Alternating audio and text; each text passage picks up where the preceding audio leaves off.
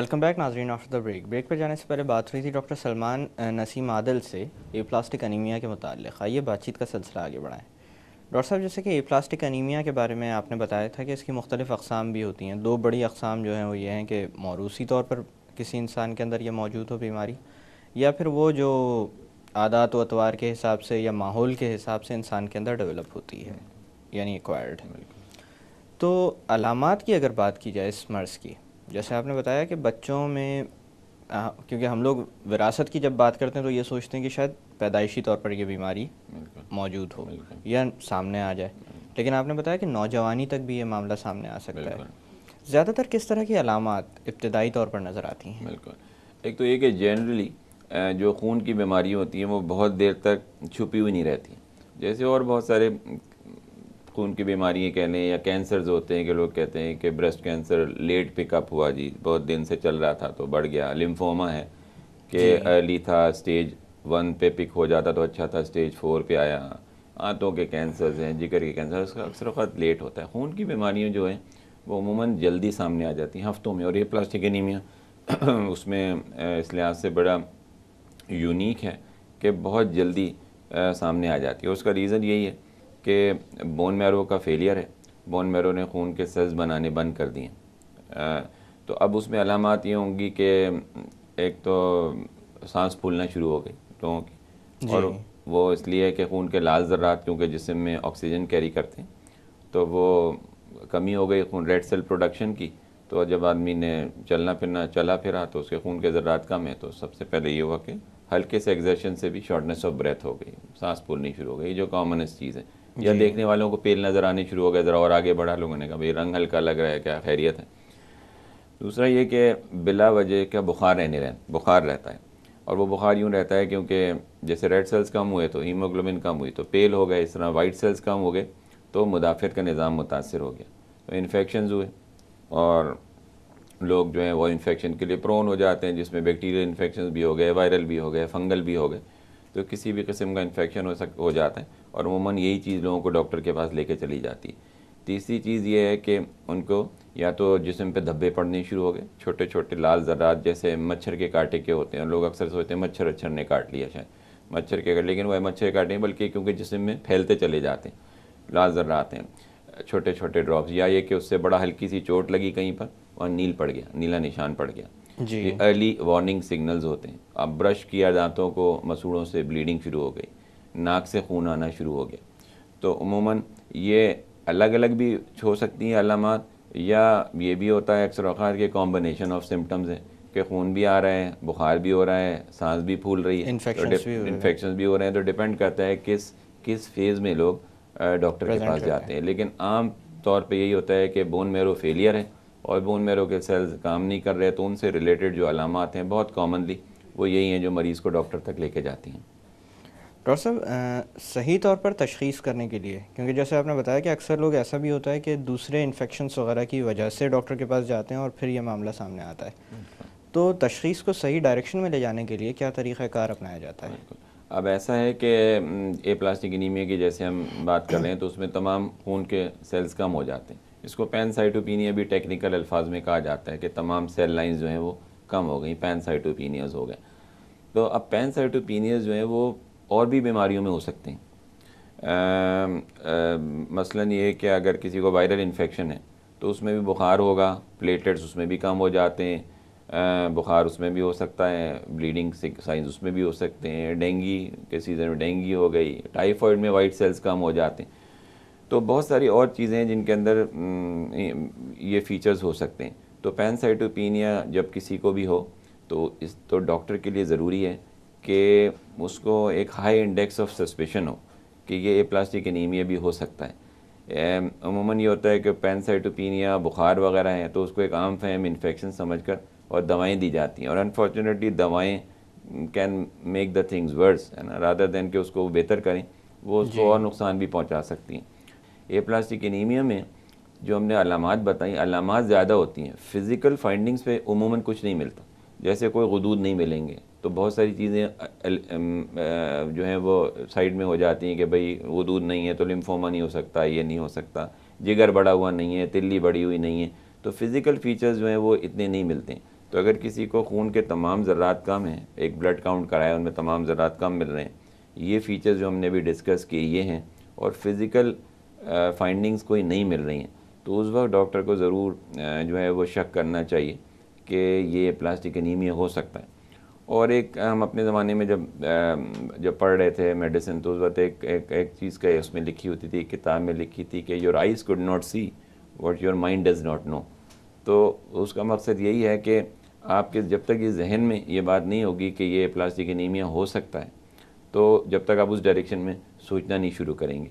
अब क्योंकि जैसे हमने शुरू में बात की थी कि प्लास्टिक एनीमिया वेस्ट में कम है, तो बहुत सारे लोग ये अगर किताबी नॉलेज को इस्तेमाल करें तो कहेंगे नहीं, ये प्लास्टिक एनीमिया तो रेयर चीज़ है, ये नहीं हो सकता। बल्कि और ये सही बात कुछ हद तक ठीक भी है कि प्लास्टिक एनीमिया स्टिल कॉमन होने के बावजूद भी बहुत सारी चीज़ों के मुकाबले में कम है। तो हाई इंडेक्स ऑफ सस्पेशन ज़रूरी है जब पैनसाइटोपिनिया हो, और वहाँ पे फिर तशख़ीस के टेस्ट हैं जिनकी हम अभी बात कर लेते हैं कि तशख़ीस जो है वो कोई ज़्यादा मुश्किल नहीं है। अगर एक दफ़ा सोचना शुरू किया जाए कि ये प्लास्टिक एनीमिया हो सकता है, तो तशख़ीस जो है वो आसान है। तशख़ीस के लिए सबसे पहले तो ये है कि एक ब्लड काउंट कराया, CBC कंप्लीट ब्लड काउंट कहलाता है, जिसमें तमाम सेल लाइंस कम हुई, ब्लड फिल्म देखी माइक्रोस्कोप के नीचे, उसके नीचे कोई स्पेसिफिक चीज़ें नहीं मिली। तो ये प्लास्टिक एनीमिया कैरेक्टराइज होता है कि by the absence of findings rather than the presence of any specific finding.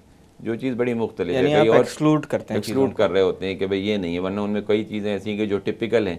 Malaria है तो भाई मलेरियल पैरासाइट नज़र आ गया, या टाइफॉइड है तो कल्चर पे पॉजिटिव आ गया, तो इसमें एब्सेंस तो आपने देख लिया कि ब्लड फिल्म जो है वो उसमें तमाम सेल लाइंस कम है। तो अगला टेस्ट जो है वो बोन मैरो का टेस्ट है। बोन मैरो का टेस्ट जो है वो एक आसान छोटा सा टेस्ट है जिसको लोग बहुत बड़ा हवा बना लेते हैं, और बोन मैरो का नाम आते ही जो है वो एक जनरली टेंस हो जाते हैं लोग, और वो ये समझते हैं कि बोन मैरो तो जी कैंसर के लिए किया जाता है।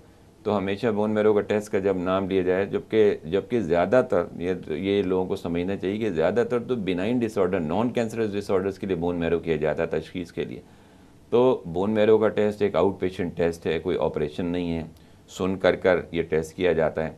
और इसके बाद जो है वो बोन मैरो में ये देखा जाता है कि सेलुलैरिटी कैसी है। बोन मैरो अगर काम नहीं कर रहा है तो ज़ाहिर सेलुलैरिटी जो है वो बहुत कम हो जाएगी। तो एक सबसे आसान जो तशख़ीसी टेस्ट है जो ये प्लास्टिक एनीमिया को डायग्नोसिस के लिए ज़रूरी भी है कि कभी भी ब्लड फिल्म की बुनियाद पे या ब्लड काउंट की बुनियाद पे किसी को लेबल कर देना कि ये प्लास्टिक एनीमिया है, ये बिल्कुल गलत है जब तक बोन मैरो ना किया जाए। और बोन मैरो के ऊपर मैंने आपको बताया कि बड़ी टिपिकल फाइंडिंग्स हैं जी। तो इसके ऊपर तशख़ीस तो हो गई कि ये प्लास्टिक एनीमिया। फिर कुछ फर्दर टेस्ट हैं जो इम्पॉर्टेंट हैं। वो इम्पॉर्टेंट इसलिए हैं कि हमने जैसे शुरू में बात की थी कि बहुत सारे कॉजेज़ हैं, तो वायरल इन्फेक्शंस को एक्सक्लूड कर देना, या ये कि क्या कॉन्कॉमिटेंटली तो नहीं हुए कि ठीक है प्लास्टिक एनीमिया है, खून लगाया कहीं क्योंकि खून कम था और खून से हेपेटाइटिस B या C या HIV ये तमाम चीज़ें हो सकती हैं, तो उनको टेस्ट करके देख लेना। और कुछ टेस्ट वो कर लेना कि जो प्लास्टिक एनीमिया की मिलती जुलती बीमारियाँ हैं उनको भी एक्सक्लूड कर देना। इसके अलावा जैसे हमने शुरू में फैनकनीज़ की बात की थी जो मरूसी प्लास्टिक एनीमिया है, तो अगर जवान उम्र के लोग हैं तो उनका क्रोमोसोम का टेस्ट करके देख लेना, वो भी पेरिफेरल ब्लड से हो सकता है, वो करके देख लेना, तो आपने ये फैसला कर लिया कि ये मरूसी प्लास्टिक एनीमिया तो नहीं। तो ये चंद टेस्ट हैं जो आसानी से किए जा सकते हैं किसी भी अच्छे सेंटर में। डॉक्टर साहब, एक दफ़ा जब ये चीज़ इस्टेब्लिश हो जाती है कि आपके पास जो मरीज़ आया है, यानी बोन मैरो के ऊपर भी ये चीज़ साबित हो गई कि वो प्लास्टिक एनीमिया का शिकार है, तो इलाज का क्या तरीक़ाकार होता है? और इलाज में आपने तज़किरा किया था कि अगर ये बीमारी मौरूसी तौर पर मिली हो तो इलाज मुख्तलिफ हो जाता है, और अगर एक्वायर्ड हो यानी हालात और माहौल के हिसाब से अगर हुई हो तो फिर इलाज मुख्तलिफ होता है। क्या तफरीक होती है? बिल्कुल, तो क्या डायग्नोसिस तक तो हम चले गए कि वहाँ पर हमने डायग्नोसिस कर ली कि ये इनहेरिटेड है या एक्वायर्ड प्लास्टिक एनीमिया।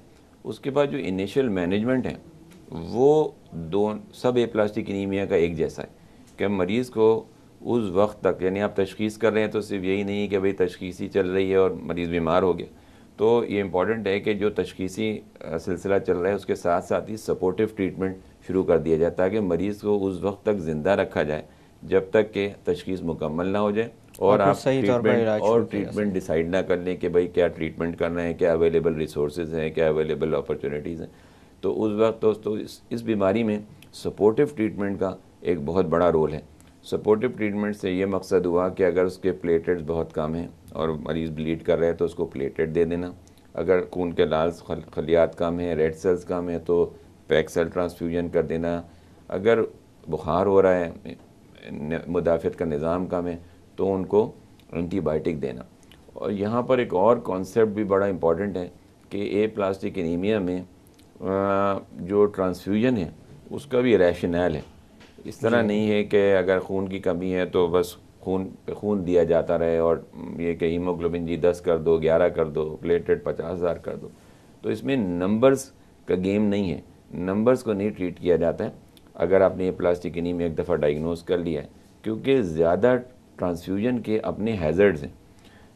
ज़्यादा ट्रांसफ्यूज़, अगर रेड सेल ज़्यादा ट्रांसफ्यूज़ किए जाएंगे तो हर रेड सेल जो जाएगा उसमें रेड सेल्स एंटीजन है जो कि इंसान के निज़ाम में जाते हैं और जो सब्सीक्वेंट ट्रीटमेंट्स को ख़राब कर सकते हैं। मसलन ये कि अगर आगे जाकर ट्रांसप्लांट इस इंसान का होना है, इस मरीज़ का होना है, तो ट्रांसप्लांट रिजेक्ट होने के इम्कानात बढ़ जाएंगे। अगर प्लेटलेट ज़्यादा दिए जाएंगे तो प्लेटलेट के ख़िलाफ़ एंटीबॉडी बन जाएगी और आगे जाकर जब ज़रूरत पड़ेगी प्लेटलेट ज़्यादा देने की, उस वक्त उनका प्लेटलेट रिस्पॉन्ड ही नहीं करेंगे। ये कंडीशन है जो प्लेटलेट रिफ्रैक्ट्रीनेस कहलाती है। तो ये बड़ा नाइटमेयर्स हैं जो कि ख़ुद हाइड्रोजेनिक कहलाते हैं और ख़ुद से ख़ुद क्रिएट अनफॉर्चुनेटली किए जाते हैं बज़ा औक़ात डॉक्टर्स की तरफ से भी, लेकिन बज़ा औक़ात ये कि ट्रीटमेंट डिले हो रहा है किसी भी वजह से, तो वो लोग ज़ाहिर सपोर्टिव ट्रीटमेंट एक लंबे अरसे चले जा रहे हैं। तो महीनों या सालों अगर किसी को ये ज़्यादा ट्रांसफ्यूजन्स किए जाएंगे तो फिर अपने रिस्क हैं उसके। यानी इब्तदाई तौर पर सपोर्टिव ट्रीटमेंट दी जाती है जब तक डायग्नोसिस कंप्लीट नहीं होता। बिल्कुल, और उसको भी बहुत एहतियात से देना, बहुत एहतियात से, और उस वक्त तक इंसान को सपोर्टिव ट्रीटमेंट से ज़िंदा रखना जब तक कि उसका कोई डेफिनेटिव मोडालिटी ऑफ ट्रीटमेंट इलाज की डिसाइड नहीं कर ली जाती है। डॉक्टर साहब यहाँ पे थोड़ी देर के लिए बातों का सिलसिला रोकते हैं। नाज़रीन, इस मौके पर हम लेंगे एक छोटा सा ब्रेक से वापस आकर ये प्लास्टिक एनीमिया के इलाज के मुतालिक मज़ीद बात की जाएगी। Stay with us.